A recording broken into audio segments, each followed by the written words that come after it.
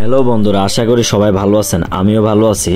আমি আজকে দেখাবো কিভাবে টিকটক ভিডিও ভাইরাল করবেন, কিভাবে ছাড়লে টিকটক ভিডিও ভাইরাল হবে। তো চলুন আপনার প্রোফাইলে, ঠিক আছে, এটা হলো আমার প্রোফাইল। একটু দেখেন, এই যে আমার প্রোফাইল, ঠিক আছে।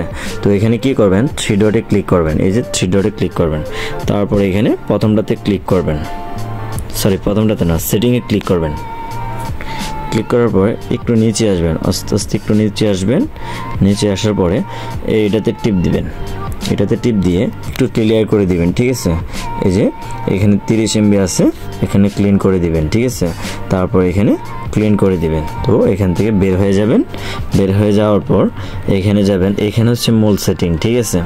এখানে মূল সেটিং, এখানে যাবেন, এটাতে টিপ দিবেন, ঠিক আছে না, হেল্প, এটাতে টিপ দিবেন।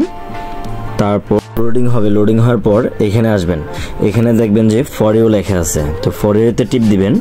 ফর ইউতে টিপ দেওয়ার পর এখানে একটু লোডিং হবে, এই যে দেখেন।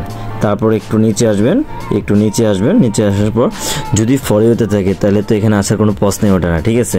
তো এখানে আপনার ভিডিও যাতে ফর ইউতে না নেবেন, তার জন্য এখানে কী করবেন, নোয়ে ক্লিক করবেন। আমার ভিডিওগুলো ফর ইউতে নাই, ঠিক আছে। তো এখানে নোতে দিবেন।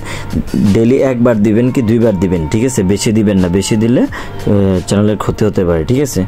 তো এখান থেকে বের হয়ে যাবেন, এখান থেকে বের হয়ে যাবেন।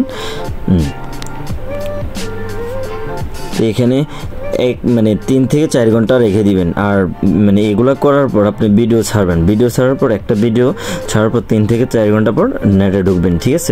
100% আপনার ভিডিও ফর ইউতে যাবে। ভিডিওটা ভালো লাগলে সবাই একটা কমেন্ট করে দিবেন, আর বেল আইকনটি লাইক করে দিবেন, সাবস্ক্রাইব করে দিবেন, বেল আইকনটি বাজিয়ে দিবেন, ঠিক আছে। ওকে, ভালো থাকবেন।